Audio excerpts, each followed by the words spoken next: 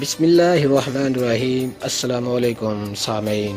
Interview سید فہیم کاظمی، کتاب بات کر کے دیکھتے ہیں، مصنف سراج احمد تنولی، صداکار مجید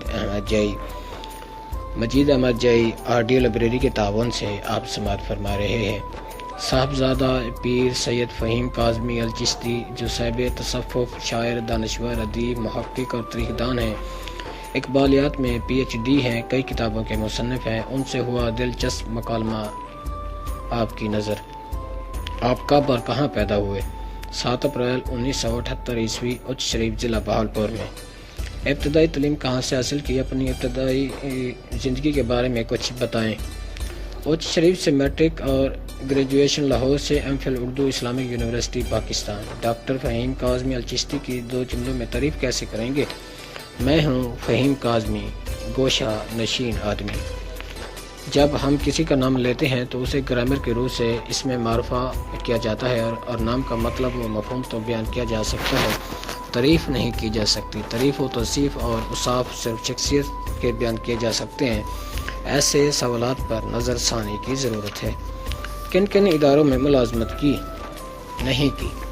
آپ کا بہترین مشغلہ کیا ہے؟ مطالعہ، تحقیق۔ حرف اول سے ناطہ کب اور کیسے جڑا؟ بچپن سے ہی لکھنے کا شوق تھا۔ اگر آپ کو اپنی پہلی تحریر کے بارے میں کچھ یاد ہو تو بتا دیں۔ ابتدائے ماہنامہ ادابات سے شروع کی۔ اب تک کتنی کتابیں شائع ہوئیں اور کن ناموں سے؟ اب تک 7 کتابیں شائع ہو چکی ہیں۔ پہلی شاعری کی کتاب کرب شام جولائی 1999 عیسوی میں شائع ہوئی۔ دوسری کتاب سن 2000 عیسوی میں شام سے پہلے۔ تیسری نثری کتاب مسنون دعائیں 2004 عیسوی میں۔ چوتھی سلطان ہند 2013 عیسوی میں شائع، جن کے 3 ایڈیشن آ چکے ہیں۔ اس کتاب پر کئی ایوارڈز مل چکے ہیں۔ 5ویں روضۃ الاقطاب 2015 عیسوی، 6ٹھی در مکنون 2017 عیسوی اور 7ویں مدینۃ الاولیاء اچ شریف 2019 عیسوی میں شائع ہوئی۔ کتنی زیر طباع ہیں؟ 5 کتابیں غیر مطبوعہ ہیں، جن کے نام سجرہ نور، المعروف، کوثر النبی صلی اللہ علیہ وآلہ وسلم، موعودات شاعری، وظیفہ نثر، چاند راتوں کی قسم شاعری اور اقبال رحمۃ اللہ کا مرد مومن زیر طباع ہیں۔ آپ کی شناخت محقق، تاریخ نگاری کی حیثیت سے زیادہ مسلمہ ہے، جبکہ آپ شعر و گوئی بھی کرتے ہیں۔ شاعری کی نسبت تحقیق و تاریخ کی طرف زیادہ راغب ہو جانے کی کیا وجہ ہے؟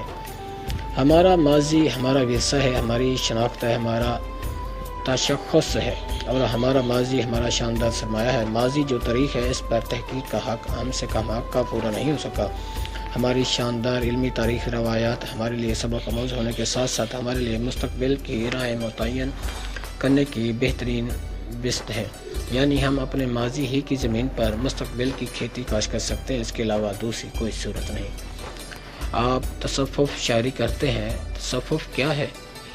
تصوف کی مختصر تعریف یہ ہے کہ تصوف نور باطن ہے۔ مزید یہ کہ تصوف کے علاوہ کوئی ایسا سکول آف تھاٹ نہیں ہے کہ جس سے خدا شناسی حاصل کی جا سکے۔ ہماری دناست تصوف دور رسالہ مآب صلی اللہ علیہ وسلم میں اپنی تابناکی کے ساتھ موجود تھا، مگر اس سے تصوف کہا نہیں گیا۔ یہ نام بعد میں پڑا۔ ہمارے سامنے دور رسالہ مآب صلی اللہ علیہ وسلم کے ایسے جلیل القدر صحابہ کرام رضی اللہ عنہ کی مثالیں موجود ہیں جو اپنے پورے خلوص کے ساتھ اسلام پر کار بند رہے۔ یہی تصوف ہے کہ اپنے افکار اور نیتوں کو صرف اللہ کے لیے بغیر کسی صلہ و ستائش کے خالص کر لیا جائے۔ جب ایسا ہو جاتا ہے تو ذہن انسانی پر لامتناہی علوم کے دروازے کھل جاتے ہیں۔ شریعت، طریقت اور سیاست کا آپس میں تعلق کیا ہے؟ کیا بغیر سیاست کے شریعت یا طریقت اپنا اثر معاشرے میں دکھا سکتی ہے؟ طریقت کا دائرہ کار فرد کے باطنی پہلو پر محیط ہے، جبکہ شریعت کا دائرہ عمل فرد کے ظاہری پہلو کا احاطہ کرتا ہے۔ طریقت کا مقصد فرد کی باطن کو مجلہ کرنا ہے، جبکہ فرد کا باطن مجلہ ہو جاتا ہے تو معاشرے کے ہر شعبے میں تبدیلی آ جاتی ہے اور ایک بہترین فلاحی معاشرہ قائم ہو جاتا ہے، کیونکہ تمام طور معاشرتی بگاڑ فرد کی باطنی کثافت کا مظاہرہ ہے، اس کے علاوہ کچھ نہیں۔ جب فرد کا باطن ٹھیک ہوگا تو سیاست سمیت تمام شعبوں میں تبدیلی آ جائے گی۔ یہ کوئی پیچیدہ بات نہیں۔ ماضی میں ہم دیکھتے ہیں کہ صوفیہ حکومتوں کا حصہ نہیں بنے، لیکن ایک مضبوط اپوزیشن میں ہمیشہ رہے ہیں۔ مجدد الف ثانی اکبر کے خلاف کھڑے ہوتے تھے یا پھر بادشاہوں کا صوفیہ کے پاس جانا ہوتا تھا۔ آج آپ صوفیہ کا اس حوالے سے کوئی کردار نظر نہیں آ رہا، رہنمائی فرمائیں گے؟ بلا شبہ طریق شاید ہے کہ صوفیہ کبھی بھی اقتدار کے ممتنی نہیں رہے اور بادشاہوں کے ہاں بعض ادوار میں ان کا آنا جانا نہیں رہا، لیکن ہر دور میں صوفیہ کا ایک متحرک کردار موجود رہا ہے۔ فی الحقیقت صوفیہ کا مقصد فرد کی باطنی اصلاح ہے، جس سے کردار میں عظمت اور رفعت پیدا ہوتی ہے۔ جب معاشرے میں صاحبان عظمت کی مناسب تعداد موجود ہو تو پھر معاشرے کے تمام شعبے یعنی حکمرانی تک کے نظام درست ہو جاتے ہیں۔ رہی بات موجودہ دور کی، تو اس دور میں بھی سلسلہ چشتیہ اور عظمیہ موجود ہے، جس کے تربیتی مراکز اور خانگاہیں دنیا بھر میں موجود ہیں۔ اسی طرح باقی سلسلوں کے بزرگ بھی اپنا دائرہ بساط میں رہتے ہوئے اصلاح احوال کے لیے کوشاں ہیں، لیکن ایک بڑا المیہ یہ ہے کہ موجودہ دور میں کچھ ایسے لوگ بھی تصوف کے میدان میں کود پڑے ہیں جو تصوف کی البے سے بھی واقف نہیں ہیں، اور معاشرے کا مفلوج شعور طبقہ ان کے جال میں پھنس جاتا ہے۔ عروج زوال کے ادوار میں صوفیہ کا کردار الگ دیکھنے میں آیا۔ جہاں عروج میں اخلاق کی تعمیر و تشکیل میں کردار ادا کرتے ہیں، وہیں زوال میں بھی سماج کو مجموعی طور پر بہتر بنانے کے لیے کردار ادا کرتے نظر آتے ہیں۔ آپ کا اس حوالے سے کیا کردار ہے؟ میں ایک بے نوا بندہ ہوں، میں اپنے کردار کے بارے میں کیا کہوں؟ سماج کا مجموعی کردار بہتر بنانے کے لیے ہر سچے صوفی نے کوشش کی ہے، کیونکہ ایک صوفی ہر دور میں معاشرتی تقاضوں کا پورا ادراک رکھتا ہے، اور یہ ممکن نہیں کہ وہ اپنا معاشرتی کردار ادا نہ کرے۔ کسی سلسلے کے مجاز صاحبان جو ڈپٹی کسی صوفی کو تفویض کر دیتے ہیں، وہ کبھی اس سے سرمنعرف نہیں کرتا، لیکن صوفی منشا الہی کے تحت کسی کو مجبور نہیں کرتا، اس کا کام صرف ترغیب دینا ہے۔ اب یہ افراد قوم پر منحصر ہے کہ وہ صوفی کے ترغیب پر لبیک کہتے ہیں یا اس ترغیب کو پس پردہ ڈال دیتے ہیں۔ یہ انٹرویو مجید احمد جئی آڈیو لائبریری کے تعاون سے آپ سماعت فرما رہے ہیں۔ صداکار مجید احمد جئی۔ صوفیہ انسانوں کا خدا سے تعلق بہتر بنانے میں کردار ادا کرتے ہیں۔ خدا سے تعلق کا حقیقی مطلب کیا ہے؟ آپ اس حوالے سے کیا کردار ادا کر رہے ہیں؟ صوفیہ کے نزدیک خدا سے تعلق کا مفہوم وسیع ہے، ورنہ تمام موجودات خدا سے ہی تعلق رکھتی ہیں۔ چرند پرند ہر مخلوق خدا سے تعلق کا مطلب ہے اللہ سے ملنا، اللہ سے عرض و نیاز کرنا اور اللہ کا کلام سننا، اللہ سے بات چیت کرنا، اللہ کی لامتناہی زمائی کا مشاہدہ کرنا، مشیت الہی کو سمجھنے کا ادراک حاصل کرنا۔ اگر کوئی صوفی ایسا نہیں کرتا یا ان باتوں کا انکار کرتا ہے تو وہ صوفی ہرگز نہیں بلکہ بہروپیہ ہے۔ آج کل صوفیہ انفرادی اصلاح پر زور دیتے ہیں، جبکہ نظام سیاست، نظام معیشت یا سماجی نظام ظلم اور ناانصافی پر ہو، ایسے میں انفرادی اصلاح ہو سکتی ہے؟ آج کل نہیں بلکہ صوفیہ کرام کے ہر دور میں باطنی اصلاح ہی کی ہے، اور ہر فرد کو اس کے انفرادی دائرے میں اپنا کردار درست کرنے پر زور دیا ہے۔ صوفیہ کرام کوئی ایسا معاشرتی نظام نہیں لاتے کہ جن کا معاشرے پر مجموعی طور پر نفاذ کیا جا سکے، بلکہ صوفیہ فرد کے باطن پر توجہ دیتے ہیں۔ یاد رہے کہ دنیا کے تمام نظام کا تعلق فرد کے باطن سے ہے۔ صوفیہ نظام معیشت، نظام سماج میں فرد کو متحرک اور فعال اور پر عظمت کردار کی تلقین کرتے ہیں۔ صوفیہ کا طریقہ کار یہ ہے کہ فرد معاشی، معاشرتی اور سماجی نظام میں معاشرتی قدروں اور قوانین کے درکار میں رہ کر بھرپور مثبت کردار ادا کرے۔ رہی ظلم ناانصافی کی بات، تو ظالم اور حق تلفی کرنے والا قدرت کی گرفت سے بچ نہیں سکتا۔ حضرت امام غزالی رحمۃ اللہ علیہ نے لکھا ہے، ہر ظالم کی گردن پر ایک دوسرا ظالم سوار ہے، اور یہ دونوں مکافات عمل کی چکی میں پس رہے ہیں۔ جہاں تک ظلم اور ناانصافی کا معاملہ ہے تو اس میں بڑی مصلحتیں اور رموز ہیں۔ اکثریتی طور پر زیادہ تر مظلوم پر ظلم اس کے اپنے کیے گئے ظلم کا رد عمل ہوتا ہے۔ ایک شخص ظالم ہے، اس نے ظلم کیا تو اس سے زیادہ بڑا اور طاقتور ظالم اس پر ظلم کرے گا۔ یہ ایک پوری چین یا زنجیر ہے جو فرد، گھرانہ، محل، قصبہ، گوٹھ، گاؤں، شہر، صوبہ، ملک اور بین الاقوامی سطح تک ایک مربوط نظام کے تحت جڑی ہوئی ہے۔ لیکن وہ لوگ جو مظلوم ہیں، ان کی کسی بھی فعل و عمل سے کسی دوسرے کے ساتھ ناانصافی اور ظلم نہیں ہوا، اور انہوں نے اپنے معاملات قدرت کے سپرد کر دیے ہیں، تو پھر ایسے بندوں کا بدلہ قدرت لیتی ہے۔ شاید آپ یقین نہ کریں، پاکستان میں بگاڑ اور معاشی طور پر عدم استحکام پاکستانی اشرفیہ کی حق تلفی اور ظلم کا شاخسانہ ہے، کیونکہ پاکستانی اشرفیہ نے مشرقی پاکستان کی اکثریتی رائے کی قدر نہیں کی، ان کا حق مارا اور ان سے ناانصافی کی، لہٰذا حکومتی کائناتی ایڈز ایڈمنسٹریشن لحاظ سے ہمارے پاکستان کی فائل ابھی تک نہیں بنی، چونکہ ایک ملک کی ایک فائل تھی، جب ملک دو حصوں میں بٹ گیا تو اصل فائل اس حصے کو دی گئی جس کے ساتھ ناانصافی ہوگی، لہٰذا پاکستان کی معاشی مالی معاملات کا مانگے تانگے پر گزارا ہو رہا ہے۔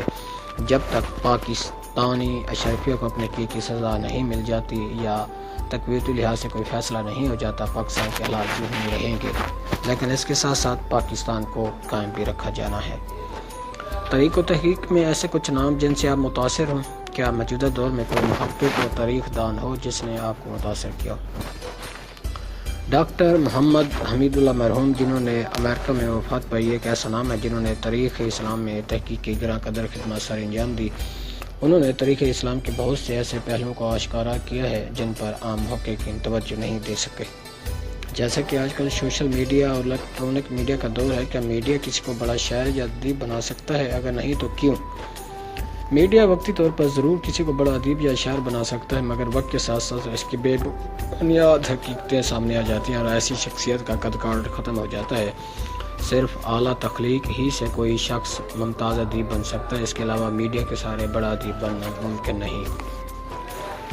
اردو ادب کی ایسی کون سی شخصیت ہیں جن سے آپ کی ذہنی و قلبی قربتیں رہی ہیں؟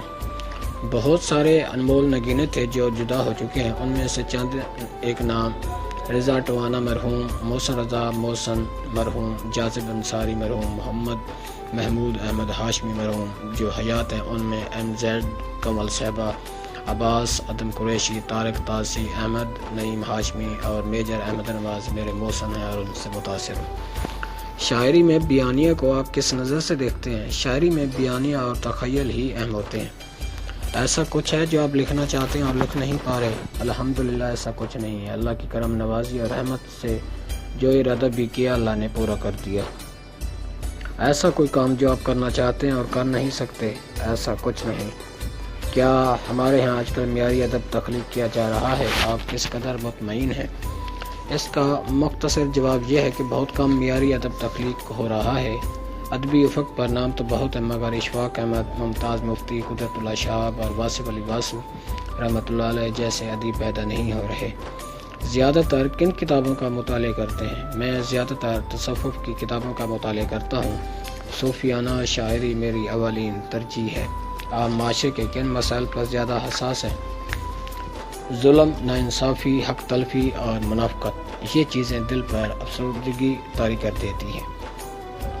نوجوان نسل کے لیے کوئی پیغام؟ در جوانی توبہ کردن شیوائے پیغمبری، اپنا ذہنی اور فکری تعلق اللہ سے قائم کر پورے انہماک اور تندہی کے ساتھ احسن کردار کے ساتھ ایک مثالی معاشرہ کے قیام کے لیے مساعی کریں۔ سرگرم نیوز کی ادبی کاوشوں کو آپ کس نظر سے دیکھتے ہیں؟ ماشاءاللہ سرگرم نیوز بڑے اچھے اور مؤثر طریقے سے ادب کے شعبے میں اپنی مساعی آگے لا رہا ہے۔ ہمارے نزدیک سرگرم نیوز کی ادبی کاوشیں انتہائی قابل ستائش اور قابل تحسین ہیں، جن کا حجم مزید وسیع ہونا چاہیے، کیونکہ ادب قوم کے فکری رجحانات کا تعین کر کے قوم کا مزاج بناتا ہے۔ اس لیے ایسی کاوشوں کی ہمارے معاشرے میں اشد ضرورت ہے اور یہ مشعل اٹھا کر سرگرم نیوز مصروف عمل ہے۔ یہ انٹرویو مجید احمد جائی آڈیو لائبریری کے تعاون سے آپ سماعت فرما رہے تھے۔ صداکار مجید احمد جائی تھے۔ اللہ حافظ۔